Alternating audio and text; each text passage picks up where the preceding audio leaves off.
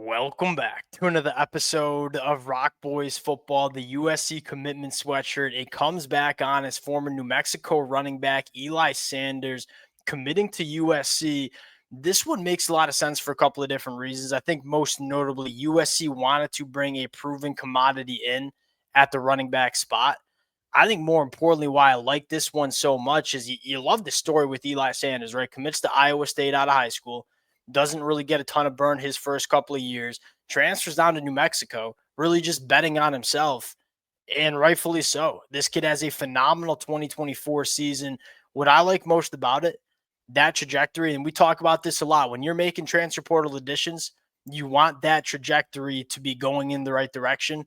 You look at Eli Sanders, not only did he run for over 1,000 yards, averaging 7.2 yards per carry in the 2024 year, the last 5 games was over 100 yards in every single one of them. I think this is a guy that is starting to find his stride as a running back and now looking to jump back up to the Power Four conferences. You get into Eli Sanders, and I'll be the first one to admit I don't watch a ton of New Mexico football on my Saturdays. So I had to go back and watch a little bit of Eli Sanders. 5'11, 195 does not really run like he's 5'11, 195. I mean, he runs with some really nice physicality. So although a little bit of a smaller running back, the physicality to his game is not a big concern to me. You start looking at some numbers: 38 missed tackles forced, 3.5 yards per carry after contact. He has nice contact balance, deals with contact relatively well, and has some really good burst. This is a guy that wants to attack the line of scrimmage. He's a guy that when it is time to really get upfield and kind of turn it on, he certainly can. Kind of, I mean, like you talk about what made Woody Marks so special. It was that burst. I think Eli Sanders brings an element of that as well. And again, you go back to Woody Marks coming out of the transfer portal. I don't think anybody had the expectations for Woody Marks that he kind of achieved in 2024. You're kind of hoping for the same storyline for a guy like Eli Sanders. I think, secondly, it makes sense in terms of what this running back room looks like. You want to make sure you have different running backs for different situations and that provide different value to the offense. You look at Eli Sanders, a little bit smaller of a running back that, again, is not too concerning because I do think he runs pretty damn hard, but is really good in space.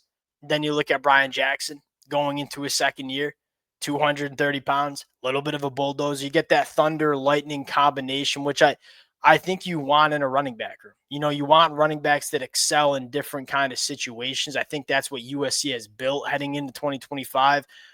Want to get a little bit more into Eli Sanders and then talk about a couple other really intriguing names that USC is going after in the portal.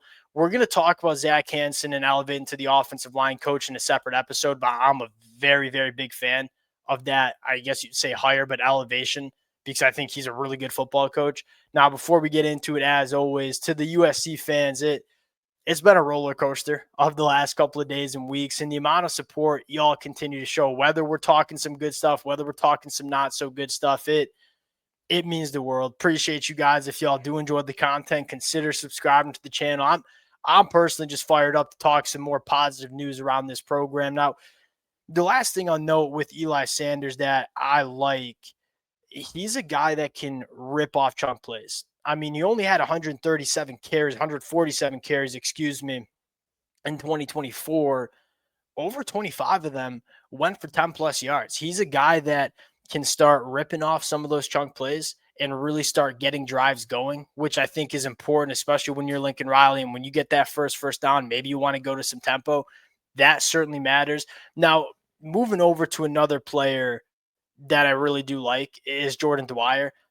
Another one of those guys that had to go back and watch some Idaho football. There's a reason this kid is the eighth best wide receiver in the portal and is largely considered one of the better players in the transfer portal, period.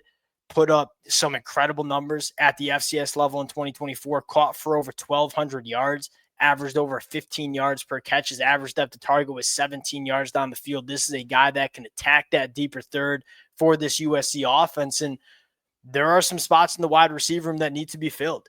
Deuce Robinson, Kyron Hudson, Zachariah Branch. My take on the wide receiver room is two things. One, I think you kept the two wide receivers that you wanted to make sure you keep. Jacoby Lane and Mekhi Lemon. I think those are probably the two best wide receivers on this USC roster heading into 2025. And then you have some young, one, Xavier Jordan. I'm very high on him. And if USC's wide receiver wasn't so full last year, I think he would have played more as a freshman. Jay Fair. I also kind of like Jay Fair in terms of a consistent pass catcher that you can operate out from the slot. Jordan Dwyer would be one of those bigger bodies that can work on the outside. He excels attacking vertically down the field. He has a teammate who I think will also be visiting USC a little bit later this week. You're starting to see Lincoln Riley and USC start to kind of find some of those replacements, if you will, for this USC program. We'll cut it out there. We got a lot more to talk about. Zach Hanson, talk about some more of these targets. Appreciate you guys rocking with it. If y'all do enjoy the content, consider subscribing to the channel. We'll talk to y'all later.